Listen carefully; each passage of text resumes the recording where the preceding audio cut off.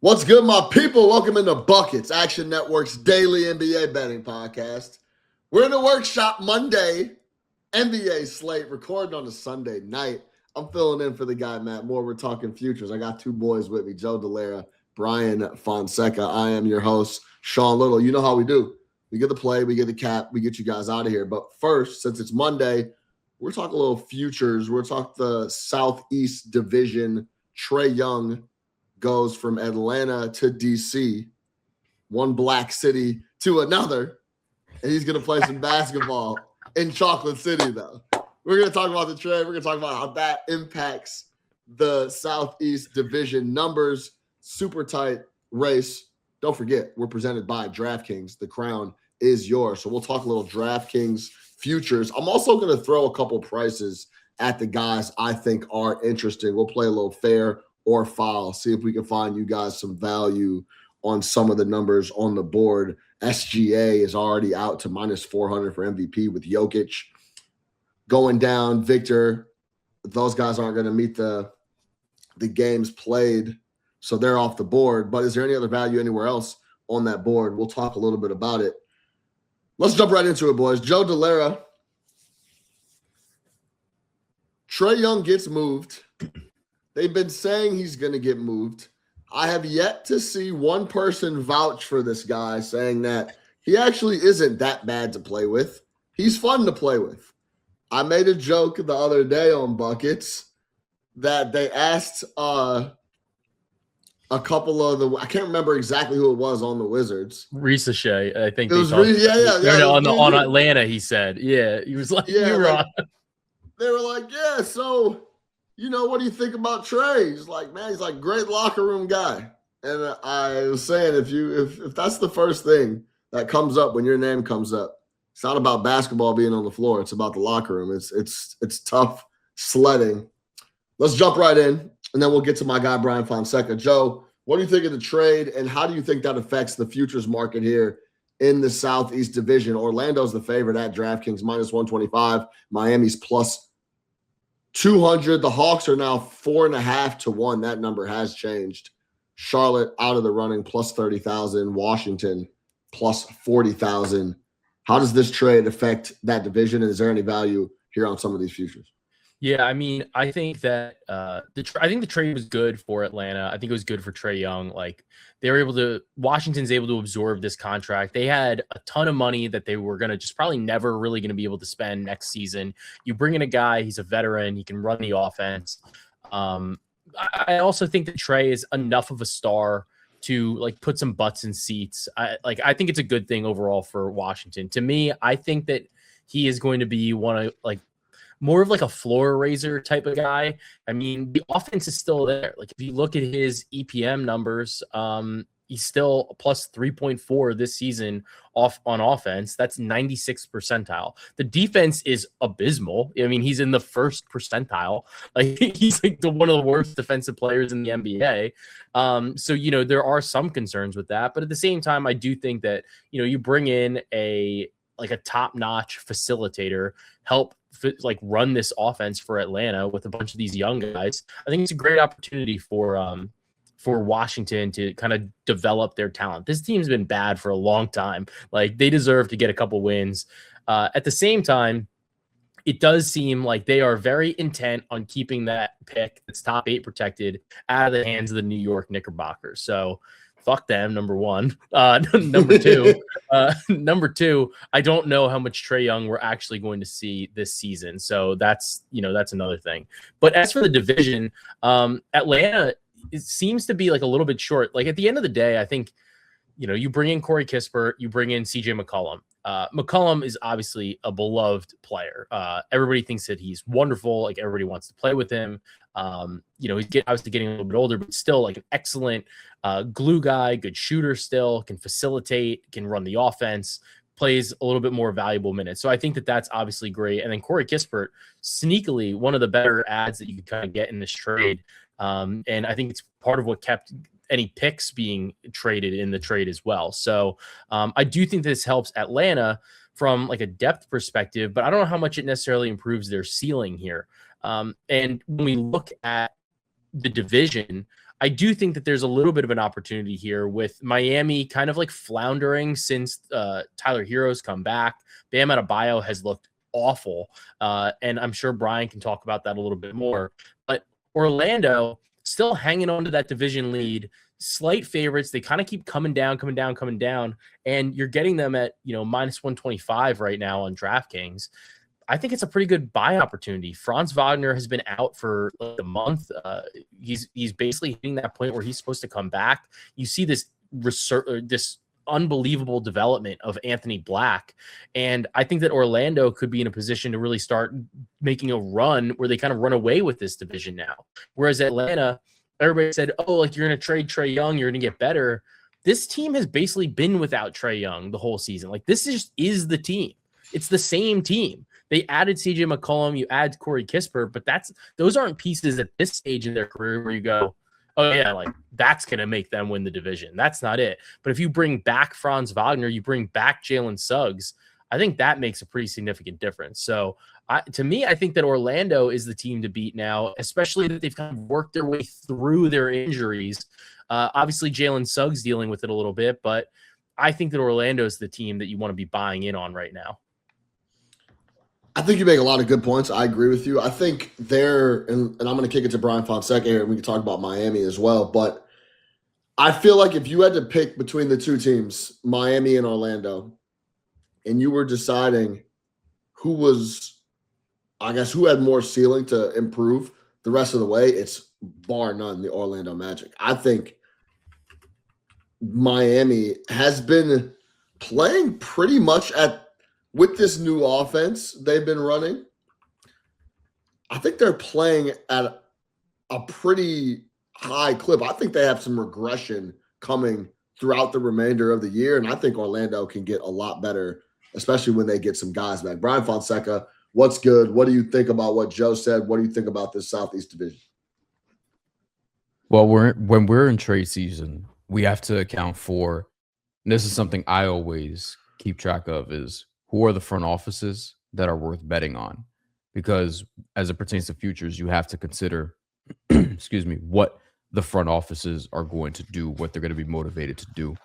And a point that we've made about Orlando and that I've made about Orlando all season long, and even before the season in the summer, there's a pressure to win now. Like in that building, Jamal Mosley, we were joking before the season, could be first coach fired or could be coach of the year because there's just a lot of different outcomes that Orlando could be destined for.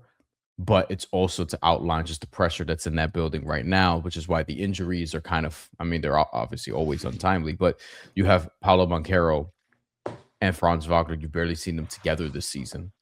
Franz Wagner with the high ankle sprain, supposed to be reevaluated around now and should be back soonish. Don't know if that's a week, don't know if it's 2 weeks, don't know if it's going to be longer than that, but based on the timeline for a high ankle sprain, like he should be back soonish, hopefully by the end of the month, but we'll see. We don't really have a timetable on that right now. And Jalen Suggs has kind of just been monitored day to day, has lately just been doubtful and then downgraded to out. One of these days, he'll probably be probable, and we'll see him actually out there. But Jalen Suggs is obviously a key component to this too. Wendell Carter Jr. just missed a game. We'll see what that's like. Orlando, though, has a little bit of draft capital left over that they spent from what they spent on the Desmond Bane trade, but also they have the contracts. Like they have Jonathan Isaac's $15 million, although not the easiest to move because it's a long-term contract, but it's a mid-tier salary that you could package into something, and there is an out at the end of it, even though he signed for a couple more years. Goga Patazi has 8.3 and a 7.6. They just got Mo Wagner back from ACL recovery. He just made his season debut. So you have a contingency plan in place if you decide to move on from one of your centers because Mo Wagner's back. And obviously they have Orlando Robinson in the two-way, or have had. And then you look at just the other guys on the roster. We'll see what happens with the Anthony Black situation. You think that he's going to get an extension later, maybe based on the way he's been playing. Could you loop in Jet Howard because it doesn't look like he's going to be a keeper? Can you loop in his $5.5 million in a deal? Tyus Jones, who's been a bust, $7 million expiring contract. Like they have some things that they can do. Whereas Miami, it feels like like they may want to be buyers, but they're not getting Giannis. It doesn't feel like Giannis is going to actually be moved as of today. Anything could change, but Giannis doesn't seem to want to be the bad guy, so he's not going to move anywhere. And then with Miami's contract situation, it's like if you're punting on Tyler Hero, one, you're probably doing it too late, so you're not going to get a lot back. And two, I mean, we don't know what that return is going to look like. If you trade Andrew Wiggins, it might be like another rebuild type of deal. You see what I mean? Like it doesn't seem like you're going to be buying with those guys. Like you're not packaging Hero and Wiggins together with draft capital and going to get a star. And even if you do, your roster may be thin from there. Bam looks like he's injured. Some people around the team think it's a back injury or whatever the case may be. Like he's clearly doesn't have lift from where he was at the beginning of the year, where he looked like he was going to be an all-star. Then he hurt his toe. Then he came back and he was okay. And now he just looks like shit offensively. And defensively, it's not even the same that we're used to on a consistent basis, even though it's high level. So to me, as it relates to this division, this is more of a how good do you think the Hawks are going to be without Trae Young question, and what they can get from Kristaps Porzingis, and how much do you believe in the Magic's infrastructure moving forward. It feels like more Orlando versus Atlanta, because I just don't know what to make with the Heat right now. Washington's too far away. And as much as I love my Hornets, I don't know what they're going to do, because now Kendrick Perkins is saying that they're going to have to choose between LaMelo Ball and Charles Lee. I don't know if you guys saw those quotes. I have them here if we want to go through it, but Charlotte's too far away from a division future at this point anyway. Yeah, give me the quotes. I think it'll be fun to go over. I think we're all in consensus that Orlando is probably the play. I don't think this number is going to be around for too long. I think there's once Orlando can get a couple things, a couple of their ducks in a row and get some guys back, and God forbid fucking Paolo starts shooting the ball a little better. Or they just could really shoots the ball less, maybe. Yeah. That's a thought. That's maybe an idea that can be floated, but that doesn't seem to go over very well down in Orlando. But yeah, God forbid he starts shooting it even at a 10 or 15% better, not percentage points wise, but just better than he's playing right now. They have a lot of room to grow. So I think that is the play right now at DraftKings. You can get the Orlando Magic to win the Southeast Division for -135. They are the favorite. I don't think that number is going to be around very long. You heard Fonseca mention Mo Wagner comes back. He brings a lot of dog to that squad as well. His brother should be back shortly. I like this number. I like this spot, and I think they just have a lot of room to get a lot better. And I think Miami, in a lot of spots this year, are playing a little bit over their head.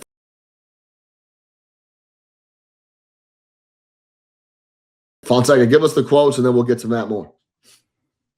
This is from Kendrick Perkins on the Road Trippin' podcast. So that's Richard Jefferson, Channing Frye.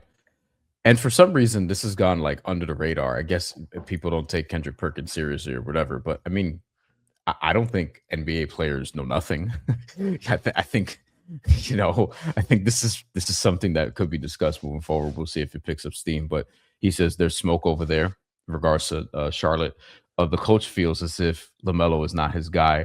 The Hornets are going to have to make a decision. It's either trade LaMelo or fire the coach. These guys don't see eye to eye. I'm telling you straight up, this is a fact. The energy is not there. The coach, he feels as if LaMelo is not his guy. And then this is the inflammatory part, if you want to use that. LaMelo, after a game, yelled in the hallway, and I quote, "Fuck this motherfucker." And later reiterated that they're not on the same page. Don't know which game he was referring to, but I mean, he did mention that LaMelo Ball did come off the bench for the first time since his rookie year, 2 games ago, and played very well. By the way, he had 33 points in that game. He cooked off the bench, yeah. And LaMelo Ball has only played 30 minutes once over the last basically a month of games at this point. A little weird, yeah. I think it's interesting to see. I think if you're Charles Lee, you're looking at a rookie that is more impactful, more serious, and takes the job, is more professional than your quote-unquote all-star veteran, still young, LaMelo Ball. I think that dichotomy in the locker room that he's staring at is probably like, dude, what? Like, how is this guy more of a leader and have more things and taking this opportunity more seriously than you are? And he's a rookie and you're not. I think he's like staring a dead in the face every day at practice, and I could see them not getting along. Now, I will say, if it's Charles Lee versus LaMelo, my guess is LaMelo wins out. If that is the actual case, I don't know, but you never Depends on the know front office. how people are feeling up top. So Yeah, they have. I'll say tuned. this: their record with LaMelo, Khan, and Brandon Miller is actually it's like around 500 for the year. Yeah, they're like pretty good. The offense is good. Yeah, the offense is good. The defense, but the offense is. We'll get to the defense a little bit with my 3-star play, but the offense is good. But LaMelo also has a long-term contract. I mean, look, Trae Young's done. Now we'll see what happens with LaMelo, John Moran, and whatever other guards you want to put in that same bucket. Let's hear from MattMoore. The Buckets Podcast is sponsored by DraftKings Sportsbook. And in partnership with DraftKings, our listeners get a great offer. Right now, new customers can bet $5 and get $300 back in bonus bets if your bet wins. Love the thrill of live betting? DraftKings has got you covered. Bet live on star player props and in-progress games right as they happen. To get started, use promo code BucketsNBA when signing up with DraftKings. That's code BucketsNBA when signing up with DraftKings for $300 back in bonus bets if your bet wins. The crown is yours. The crown is yours. Go download DraftKings. Go download the Action Network app. Subscribe to the Action Network YouTube page. You know how we do. We get the play, we get the cap, we get you guys out of here. 3-star, 2-star, 1-star. We got some plays for you on a Monday. Let's kick it off. Joe Dellera, give me your 3-star play for the Monday NBA slate. So this is one of my favorite bets, and one of my favorite players to bet on this season is Con Kneppel. I'm going to grab over 18.5 points against the Los Angeles Clippers. Just had a couple games, slightly down games, right? He had 12 against the Utah Jazz. You look at that and you go, well, that's not too good. It's the Jazz. The Jazz kind of suck. Well, it's because they literally beat them so bad that he only played 18 minutes. He scored 12 points, 18 minutes. Hornets won by 55. I don't know if you guys were watching that game because there are so many better things to do on your weekend, on like your Saturday night in particular, than watch like a 70-point beatdown. But I think the score at halftime was like 80-27. It was, I looked, I was like, this is a joke. Like, this is an actual joke of a game. So I think it's a good opportunity here. Game before that, 18 against the Pacers, second game of back-to-back. Prior to that, Raptors, kind of tough defensively a little bit. So I think it's a good spot here against the Clippers, who don't really defend the three-point line all that well, especially with kind of the coverage that they're playing. So, Miles Bridges is probable. Colin Sexton's the game time decision as well. So it's always possible that maybe one or both of them sits here. I feel like Bridges probably goes, but I think this is a good spot for him. Earlier in the season, when he played the Clippers, put up 26 points in 34 minutes, 6 for 9 from 3, took 12 shots. So he's a little bit more efficient, but still had 4 fouls. So he was in a little bit of foul trouble in that spot. And that was earlier in the year, back in November. So I think the opportunity for Khan is strong against this Clippers team on a Monday. So I'm going to grab Khan on this over 18.5 points. Obviously, maybe some of the other guys went out, but Khan, a little bit younger guy. Maybe he didn't go out with everybody else. Pardon in LA. So, I'm gonna grab Khan over 18.5 points. Yeah, I like Khan. I like this spot. He's just, I'm shocked by how polished his game is so early in his NBA career. Yeah, I really didn't see him being this impactful and this just polished. He's really, really fun to watch. Go ahead, Joe. I think the thing is, like, he just runs and runs and runs and runs and runs. Like, he's a hustler. He would have honestly fit in so well with like what the Warriors did, like or what the Warriors do. Like, the way that somebody's always running. And I feel like that's what Steph has always done. And it's really what Clay was always doing too, until like he kind of got a little bit older. I think it was a little bit harder for him after some of the injuries, but Khan is somebody that in that like warrior style of offense, I think would have been insane, like even more insane than he already is. Fonseca, what do you think about Conkanipple? It's funny because more people on social media are kind of making the Clay comparisons. That's something that, you know, you see in his game and how he can score without the ball, so to speak, like move around screens, put up 3-pointers at a high clip, and also convert a good amount of them. The way he plays off of these dudes as well, like the minutes with LaMelo are looking better. He is able to get his when Brandon Miller's out there as well. To me, this was kind of a Con or Brandon Miller question for me. I ended up not putting either, but I probably will be with Joe on this. And I think it's a spot where they can both potentially go over as well. In a game that could give you points. It gave you points last time. It gave you the Clippers got over 130 last time, but the Hornets still got some 116. So I think we'll get some points in this game. Yeah, I agree with that. While we're on it, Fonseca, go ahead and give me your 3-star play for the NBA slate. I don't know if this number is going to be available by the time people hear this, but James Harden, 30.5 points plus assists. It's already moved a little bit, but one particular spot had it at 30.5. We'll see what happens by the time we get there. James Harden had 55-7 last time he played against his Hornets defense.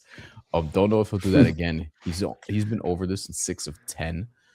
And lately, the assists just in general this year, not as much as I thought we would get in terms of productivity, but I do think Harden, for the most part, you know, he's been okay relative to everything else that's going on in Clipperland. But this is a good spot for him. Points plus assists. Hornets in terms of defense, 9th worst in the NBA as of right now. We'll see what happens once, you know, we get more data from the games that just happened tonight as we're recording.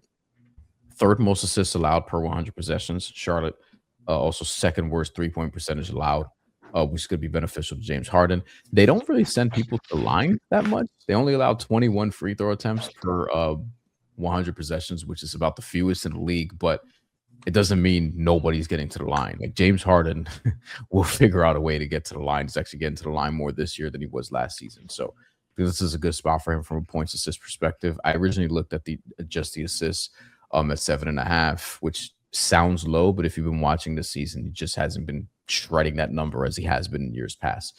But that being said, this should be a good offensive game. He'll have his opportunities. I think with the Kawhi Leonard stretch, everybody's been talking about Harden gets forgotten over that stretch. Yeah. I think people have a really hard time giving James Harden props when he plays well. I think people still have this vision of foul baiting and him choking in the playoffs and him being a little quote unquote washed, and they don't want to give him his credit. And I think that ends up being some and leaning into some market or value in the market on James because he doesn't get talked about and he continues to play really solid basketball for the Clippers for almost 2.5 years straight now. And he's been playing a lot of games. So yeah, big love for James on my end. Let's see him go over 30.5. We'll keep it rolling so we can get through all these plays and keep it tight here on a Monday. My 3-star play, you guys know I'm a spot better, and I like this spot for the Los Angeles Lakers. Team total, over 118.5. They have lost 2 straight. I was on them. I gave it out on buckets the other night. Lakers minus 2.5. Got a little bit of CLV, closed at 3.5. I saw 4 at one point. They just missed a ton of shots against Milwaukee. Just didn't really shoot it very well. And one of the things that Milwaukee does is put you on the line. They didn't even draw any fouls. They were just missing a lot of jump shots. Luka, the head honcho, only had 24. We did cash under 34.5 because Rui came back in the fold. LeBron came back in the fold. We talked about that. But if he shot it just a little bit better, he goes over that number. In that matchup against Milwaukee, Luka Doncic was 8 for 25. They only got to the line as a team 14 times. The only 2 people to take free throws were Luka and LeBron. That's unacceptable when you're playing against the Milwaukee Bucks. Yeah. I think this is a get-right spot against the Kings, who have absolutely nothing going for them. And I think this is a good spot for the Lakers to hang a really big number coming off 2 straight losses. They just played the Kings like 10 days ago. They put up 125 in their building. The total was, or the final score was 125-101. I thought about taking the over in this game, but I can't trust enough people to score for Sacramento. So I think it's going to key in here on the Lakers in a get-right spot. They'll shoot a lot better from the field. Austin Reeves is still out, or will be out for this game against Sacramento, but everybody else, the rest of the injury report for the Lakers is clean. I think they hang 120 plus on Sacramento. I'm going to take the team total for the Lakers here on Monday night in Sacramento. Any quick thoughts, Joe Dellera? I mean, Kings on a back-to-back too. So, I mean, that defense is probably going to be a little gassed. Playing the Houston Rockets tonight. They're actually winning right now. They're up 10 with under 3 minutes to go in that game. So, I mean, talk about like a letdown opportunity there. And the Rockets are a very, very physical team. So, even if you get out of there with a win, like you're going to be pretty bruised up playing, getting ready to go play the Lakers. Yeah, I didn't even put together that they were playing right now and on a back-to-back. So yeah, I love that spot even more for the Lakers. Last 2 times they played, we go back way to October, they put up 127. This is a 120 plus spot. I think this number is actually comically low. I think this should be like 120 and a half, 121 and a half. 118 and a half is a play for sure. I'm on the Lakers team total over 118 and a half. Fonseca, any quick thoughts? I love it because the Kings, we talked about Charlotte's defense. The Kings are worse, like easily worse. Yeah. I think only Utah and Washington are worse right now in the NBA per 100 possessions, and just in general. Like if you just look up and down, like it's a great, in terms of spots, Sean. It's a great spot for the Lakers to just put up a ton of points, I think, and it's against a second of a back-to-back. It's the Kings defense, who you don't worry about anyway. Shorthanded on top of that continuously. And they're another deadline team, as a matter of fact, for all the wrong reasons. But they're another team that we're probably going to be talking about over the next few weeks. But yeah, I like the spot for the Lakers as well. At DraftKings, if you think they do hang a big number like I do, you can play some alt team totals right now. We're recording this Sunday night, 11:20 Eastern. You could play over 123 and a half at plus 182. Over 124 and a half is plus 207. So it could get pretty juicy pretty quick. If you think they hang like 130, you can get over 128 and a half on the team total for plus 355. So I think this is a great spot for the Lakers. That's my 3-star play. All right, let's move over to the 2 stars. Joe Dellera, talk to me. All right, so my 2-star play, I'm going to be looking at Joel Embiid over 24.5 points. This line isn't open right now because weird schedule quirk for the Philadelphia 76ers. They're playing a back-to-back against the Raptors, and then they go play a back-to-back against, I think it's the Cavs, like immediately afterwards. So really like odd set of schedule they got. So today is actually a true back-to-back.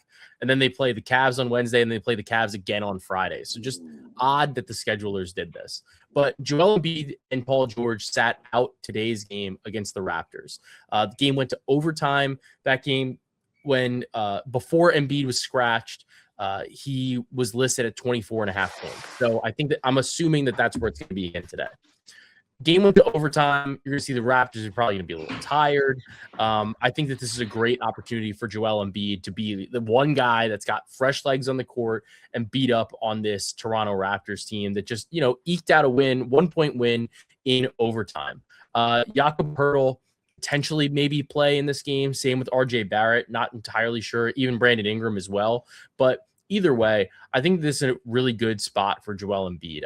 To me, when I look at this, I think that Embiid's kind of off of this minutes restriction that he's been on.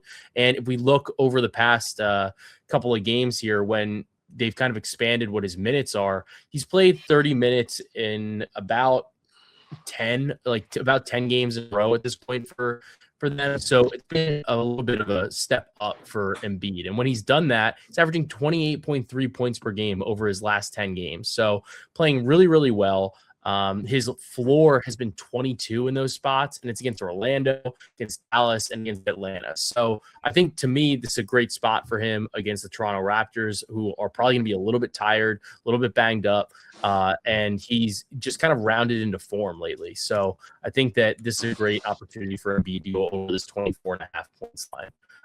Do you want me to hit the 3-star play now? Yes, my bad.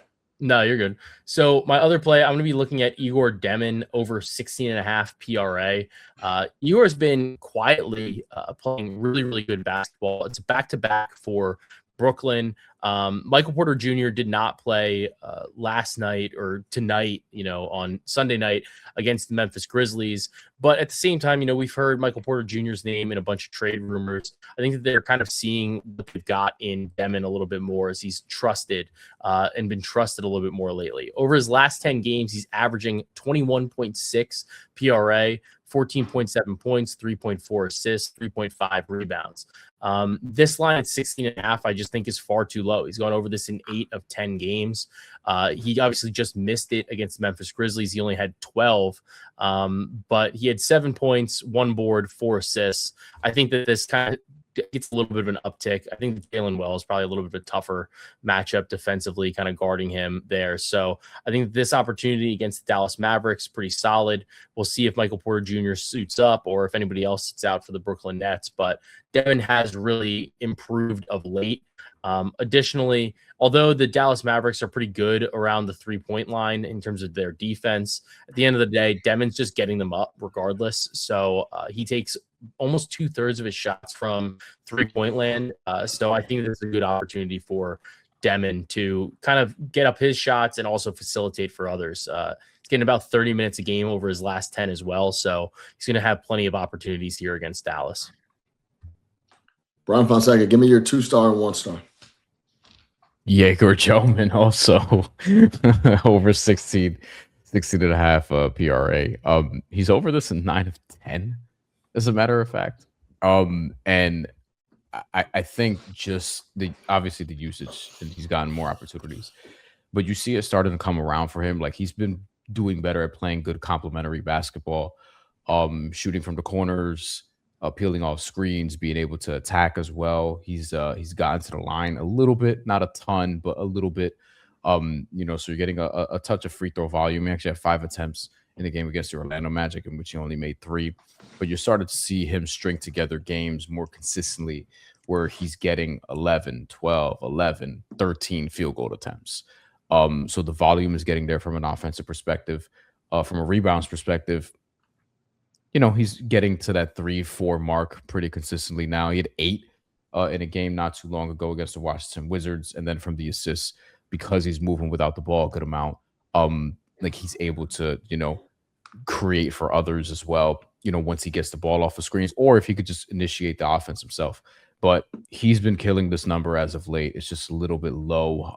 There was actually last game, I think it was on Thursday or Friday, where he ended up with 19 3-3 against the Clippers, and his PRA for that game was 18.5, 19.5, except one spot, and I called this out on the Discord, followed the Discord, Action Network Discord.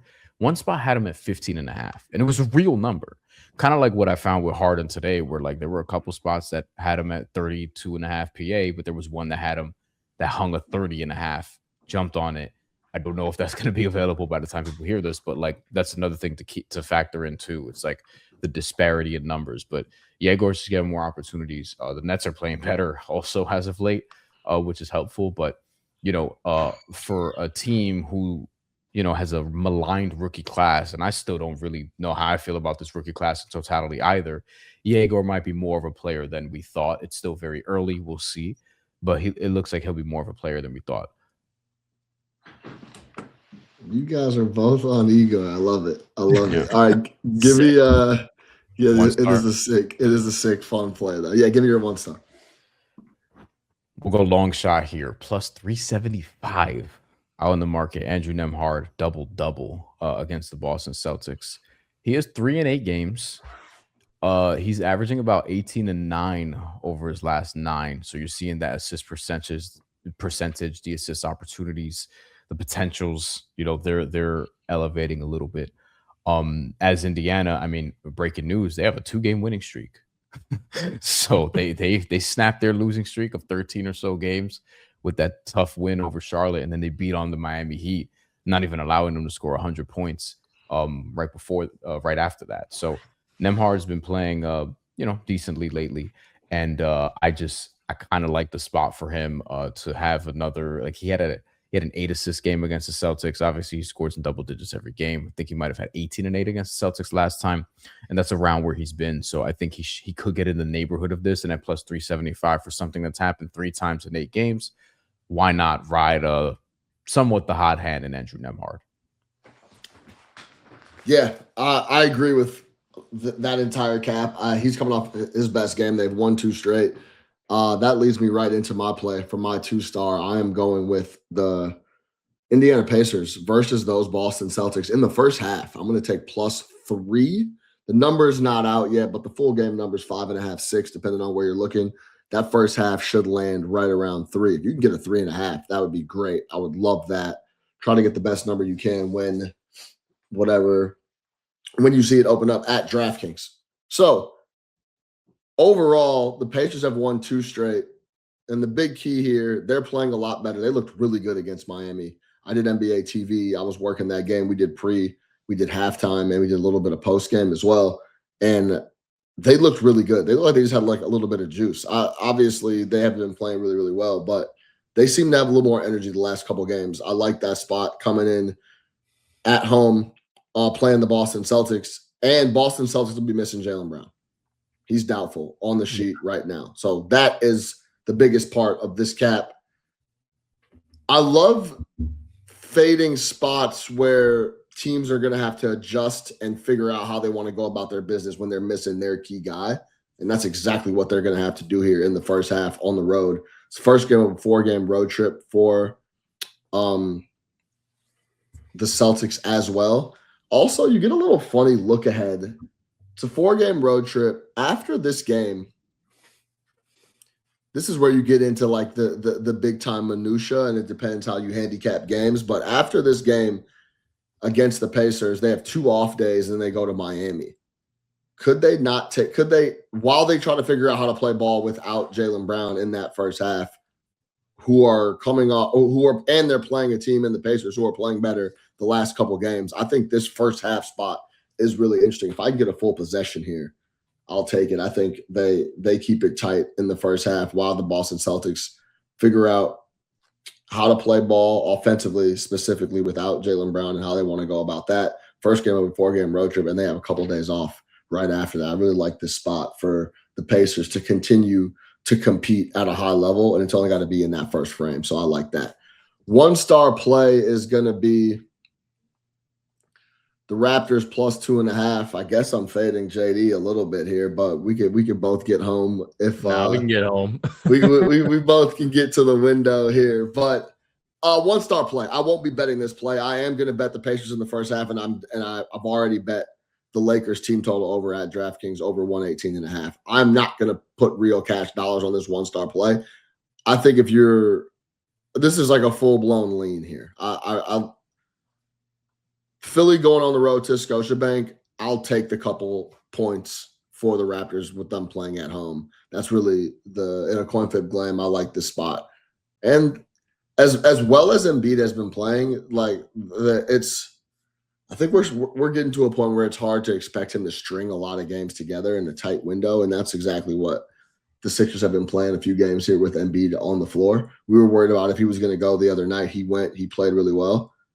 They beat Orlando, and I worry it's a tall task to ask for him to start stringing games together physically. So I'll just take the couple points and a half on the road if I was looking for some action in that specific matchup. I like that. I lean the 2.5 on the Raptors. Last thoughts, Bryan Fonseca. The Raptors aren't starting a center unless Jakob plays.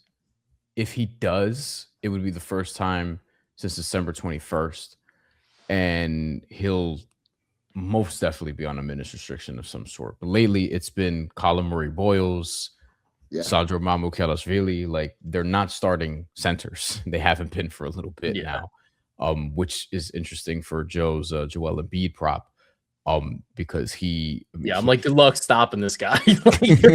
like even if Yaka plays, it's like you're not expecting much more than 20, maybe 25 minutes, maybe. But the way guys are being load managed now, like you're seeing dudes come back. Like Wemby was coming off the bench for a while, and you're seeing dudes play like 22, 25. LaMelo Ball is playing the fewest amount of minutes he's played in his career because the Hornets are spooked about the ankle injury, although Kendrick Perkins would tell you other things are going on as well. So that's something else to watch for that game also. It's just the matchup and how, if Yaka plays, like what's that going to look like. But Embiid, if Embiid doesn't go off, then I don't know what to tell you. The NBA has been weird, absolutely weird to handicap this season. All right, that's going to do it for Buckets on a Monday night, recording on a Sunday night. For Joe Dellera, for Bryan Fonseca, I'm your host, Sean Little. Here's a recap. Bryan Fonseca, James Harden, 3-star, over 30.5 points and assists. 2-star, Igor Demon, over 16.5 PRA. Andrew Nembhard, 1-star, double-double. I am on the Lakers team total over 118.5 for my 3-star, 2-star. Pacers first half +3, 1-star Raptors +2.5. Joe Dellera, Concanipple over 18.5 points is his 3-star, 2-star. Joel Embiid over 24.5 points. He's also on Igor over 16.5 PRA.